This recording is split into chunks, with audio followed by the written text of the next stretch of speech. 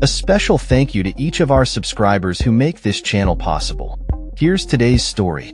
In a shocking turn of events, Tanzania has witnessed a devastating wave of protests following the recent presidential election, with reports indicating that around 700 people have been killed over the course of just 3 days of unrest. The protests erupted on Election Day, Wednesday, as citizens took to the streets in response to the exclusion of key opposition candidates from the presidential ballot. The main opposition party, Chadema, has been vocal about the violence, with spokesperson John Katoka stating that the death toll is particularly high in major cities like Dar es Salaam and Mwanza, where hundreds have reportedly lost their lives.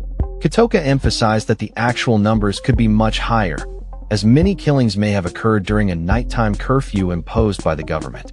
Eyewitness accounts and reports from various sources indicate that security forces have used live ammunition and tear gas to disperse crowds, leading to further casualties. The United Nations has expressed alarm over the situation, confirming credible reports of deaths and urging security forces to exercise restraint. The election itself has been marred by allegations of repression, with President Samia Suluhu Hassan seeking to solidify her power amid accusations of silencing dissent.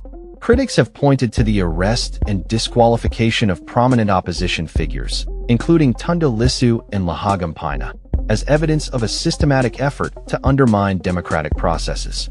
As the protests continue, the atmosphere remains tense, with demonstrators clashing with police and military forces across the country. The government has responded with a curfew and an internet blackout, further complicating the flow of information and making it difficult for journalists to report on the unfolding crisis. In Zanzibar, where local elections were also held, the ruling party has been accused of electoral fraud, leading to further disillusionment among opposition supporters. Many Tanzanians are now left questioning the integrity of the electoral process and fearing for their safety as the government intensifies its crackdown on dissent. The international community is closely monitoring the situation, with calls for accountability and the protection of human rights growing louder.